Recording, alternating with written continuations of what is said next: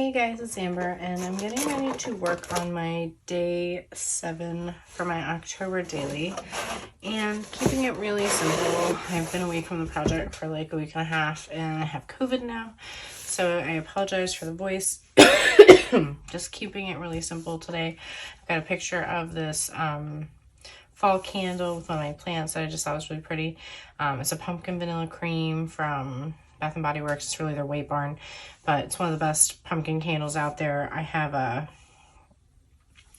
allergic reaction to fake cinnamon candles, and usually fall scents have that in there, so it's one of the ones that doesn't make me sick. But I thought that this fun star pattern paper from Simple Stories, this is this year's papers collection from their Simple Vintage. This one's the October 31st Pumpkin Fest paper. I thought this bright star would be fun. I'm thinking that I might back the photo with a little bit of white pattern paper, maybe stitch around it and then rough up the edges a little just for some texture. Thinking about maybe using these blue puppy stickers from Citrus Twist Kits, maybe type out or spell out, sorry, So Cozy or something like that. And then I was thinking about using these for my number 7. These are just really old thickers from a Holly Jolly collection, but it's a very orangey red. When you compare it to the paper here, it's more red, but compared to the candle, it kind of matches. So we will see. And then I want to dig through my Ali Edwards Halloween kit and see if there's any embellishments in there that I might want to include, like a pumpkin, since it's a pumpkin themed candle, but just keeping it really, really simple. I might also dig through my die cuts and see what I can find, if there's anything that looks like it would maybe coordinate. So gonna get started on that. Okay, so what I'm doing here is cropping out the 12 by 12 paper. I'm using one of the Heidi Swap 7 by 9 pieces just as a template.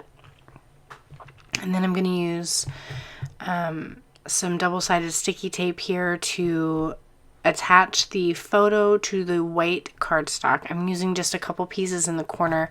Reason I'm using the double-sided sticky tape and not just all rolling adhesive is because it's a textured cardstock and I want to make sure it's adhered really well. I'll use a little bit in the sides, but I want to make sure it's got some good adhesive. So I'm going to attach that to the basil cardstock there.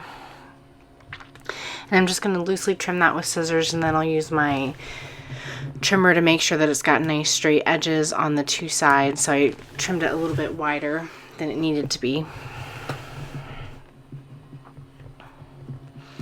And then I'm going to use adhesive again to adhere that down after sorry, I'm jumping ahead of myself. I'm punching the holes on the left-hand side there using my punch template and my 6-hole punch. And then I'm going to use adhesive to adhere it down. So just getting it lined up.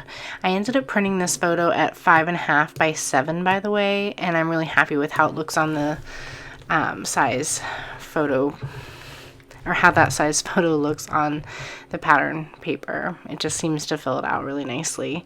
5 by 7 seemed just a little bit too skinny, and it helped crop the way I needed it to. So here I'm using a pair of small scissors that I have that are newer, so I knew they'd be really sharp, just to rough up the edge of that white cardstock. I just keep them open and I just run them along the edge of the cardstock, and I apologize that it's more off camera than I was hoping, but it's a really good trick just to add some texture. Hopefully you can kind of see it a little bit there, but it's a nice, like I said, easy way to do that. And unfortunately I didn't realize that I stopped filming in the middle of right when I started to stitch. I must have bumped my watch, but I did run this through the sewing machine around the white edges of the cardstock, so unfortunately it stops right here and you're not going to see any of the actual stitching.